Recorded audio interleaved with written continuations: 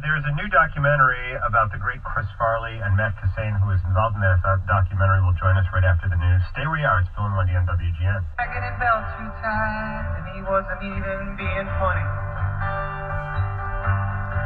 Then he cartwheeled around the room and slow danced with a cleaning lady.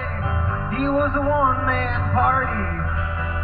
You know I'm talking about my friend Chris Farley. I'm covered in goosebumps right now. Adam Sandler was the host of Saturday Night Live and did that tribute to Chris Farley. And, Bill, we got to interview him when that ninja thing he did with Nicolette Sheridan, that movie. Right. And he was so sweet and tender off the air, and just as soon as the mics go on, he was a tornado. He was an absolute tornado. Matt Kissane joins us right now, a longtime actor and comedian, and I hope this is fair to say, the best impersonator of Chris Farley that I've ever seen. Thank you very much. How are you, Matt? Nice to see you. I'm great. I remember you guys. We used to hang out back in the 90s. We sure did. We did at the Loop radio station, and then you guys used to do stand-up together? Several times.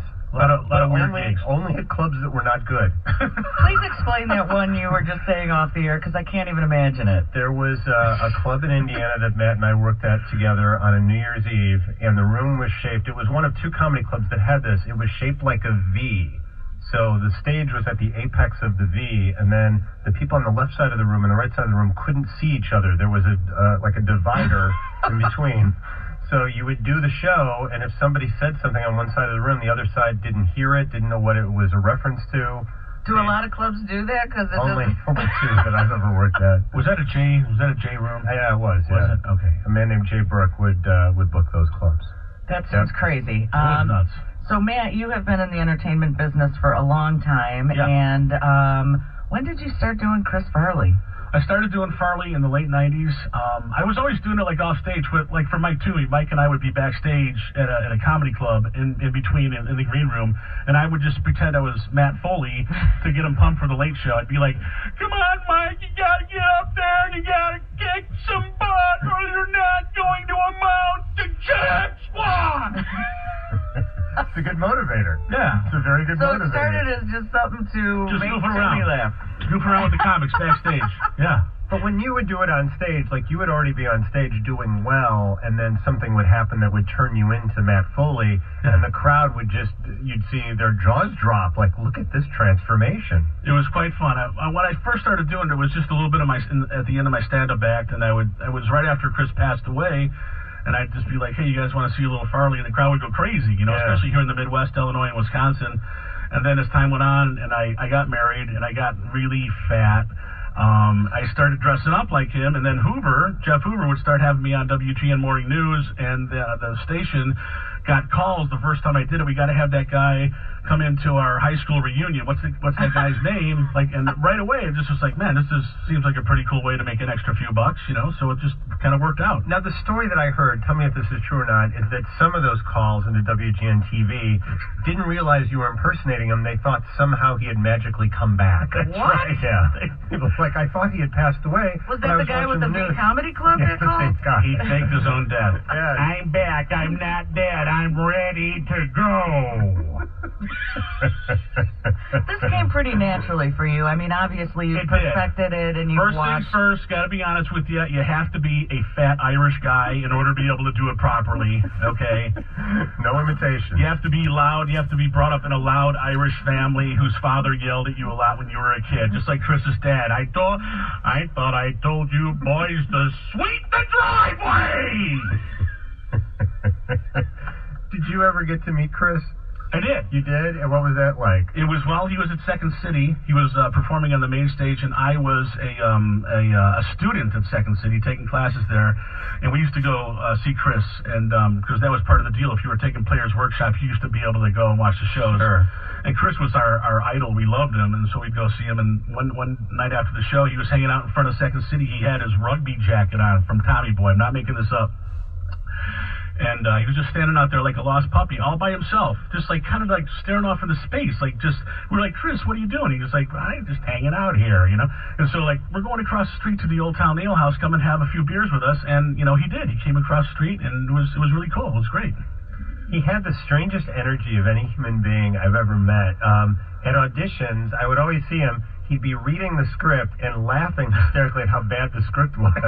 Yeah. Because, a lot of these commercial auditions, it's not exactly Shakespeare. But he'd go, look what they put over here. They want you to say this out loud. And I go, yeah, that's how an audition works. Oh, yeah, man. Yeah. I loved him. He was amazing. You had to see him live in order to really appreciate him, though. We saw him at Second City so many times. Yeah. I actually saw him do Matt Foley at Second City, and it was before they had incorporated into an actual run. It was just in the rehearsal spots. After the actual show, they would have rehearsals at Second City. They would say, you guys can stick around. We're going to work out the kinks on this new skit. And that's what I saw him do Matt Foley in front of about 30 people. Wow. It was really cool. Wow. This is Matt Kissane. You're a comedian, actor, all-around nice guy. Tell us about this A&E thing. It airs Monday, right? It's Monday, the 27th, Memorial Day at 8 p.m. Central here in Chicago. And I was contacted by Brent Hodge, who is the director of the original Chris Farley documentary called I Am Chris Farley, which aired on Spike back in 2015. And I had no idea these guys were going to be calling me. They just called me out of the blue. They asked me if they could come and interview me at my home in Villa Park, and then the next day we went to Second City, and I got to dress up as Matt Foley on the main stage and do Matt Foley. Nice.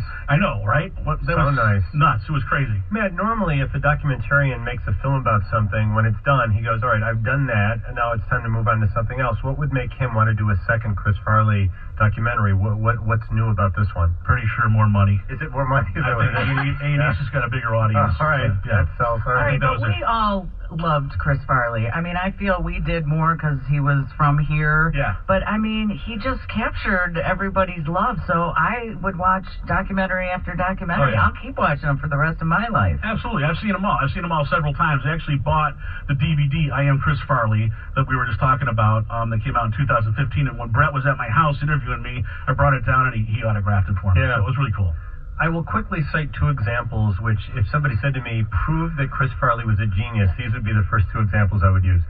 The interview show where he tells people things like, remember when you were in the Beatles with Paul McCartney? Yeah. Because we all have an element of that. Yes. Everybody... That was great. Right. That was the best. Do you remember when you're in the Beatles? Yeah, right. There's a part of that in every one of us, and he was the first person to figure that out. Yes. The other one was the scene he did with Patrick Swayze where they were both auditioning to be Chippendales dancers. Oh, yeah. Because even though he was a big guy, he proved how he wasn't just physical, but he could so use it to his advantage. Yes.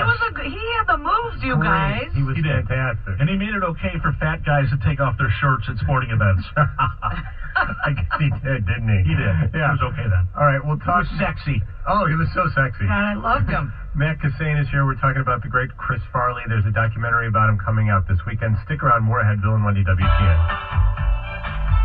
It's Bill Leff, it's Wendy Snyder, and we're visiting with local treasure, Matt Kissane. I'm just going to call him that. You're a local treasure, Matt. Well, thank you, guys. I appreciate that. Very welcome. Very welcome. Matt Kissane is, Chris, can I say a Chris Farley impersonator? That's fine, yeah. All right, I don't know what to say. That's cool. You're going to be part of this Chris Farley, Anything for a Laugh. It premieres Monday, 8 p.m. Central Time on the A&E Network. And any members of Chris's family involved in this as well? Any of his brothers? Well, I know Kevin was on Good Morning America, his brother Kevin Farley, yesterday promoting it, so I know he's involved. So I'm not sure about the other guys, but I know Kevin is for sure. And you haven't seen it, so I mean, I'm just wondering, are they going to say, here's a Chris Farley impersonator, here's a guy who just really... I'm anxious to see this. I am too, and I'm hoping, my fingers are crossed that I do not get cut out of this thing, because I have really promoted this for several months now. Matt, boy, will I look bad. You'll have to give us the time back. I don't know. We got to figure out how to do that, Bill. Okay. There was some hero worship with him, with Chris Farley, and with John Belushi. He absolutely idolized Belushi, and then ends up dying at the same age as John Belushi. Right? What do you make of that? It's, you know what, I think every kid from the Midwest who grew up in that generation grew up watching SNL. Even me, I was a huge Belushi fan. As a matter of fact, when I was a senior in high school, our Halloween dance, I dressed up as Bluto. I had a sweatshirt that just said college on it. Yeah. So it's sad. I mean, I wish Chris would have just kind of slowed down and just taken better care of himself. But all of his friends, the people closest to him, would say, you idolize John so much, can't you see that you're heading in that direction? And he just didn't listen. Doesn't that kill you? Guys, it's a shooting star, man. Yeah. I mean, his plan was not to die. I mean... Right. He did try to straighten himself out quite a few times. It was unfortunate. What do you think he'd be doing if Chris had made it? What do you think he'd be involved in today? What do you think he'd be doing? He'd be in all the grown-up movies with grown-ups with Sandler and Spade and all those guys. Yeah. He'd be having fun. He'd be doing his Fatty Arbuckle movie. He wanted to do that. Yes, he did. He really did. He'd be Shrek. He'd be the voice of Shrek. He was going to be that. And that was planned, wasn't it? Yeah. He was signed on to do that. Yeah, he would have had a great career. Chris was awesome, man.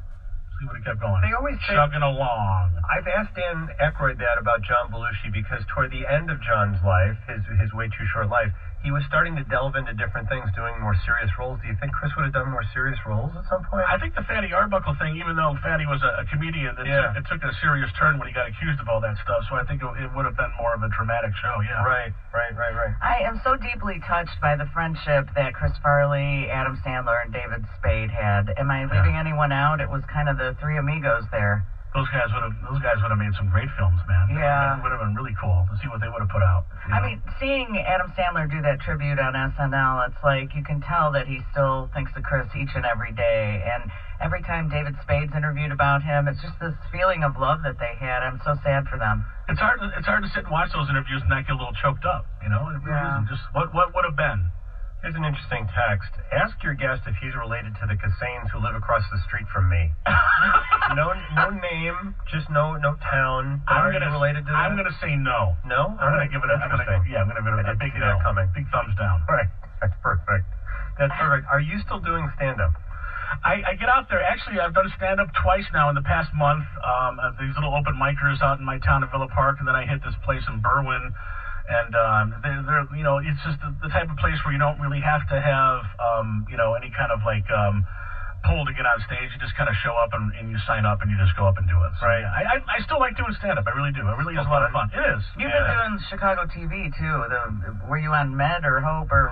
I did Chicago Med in 2017. I did an episode of a show that got canceled on Fox called APB. Where I actually had speaking lines. Yeah. So it was pretty cool. I had a good time doing those. All right, and a lot of texts. Matt Foley's a real person, right? What's the story on that? He was Chris Farley's college roommate. He's now Father Matt Foley, a pastor at St. James Parish in Arlington Heights. This is true. It is, yeah. Yeah, it is true.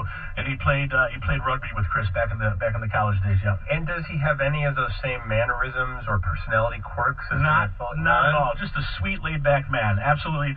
Chris just took his name and that was it. Did Farley work at Kelly's Pub near DePaul?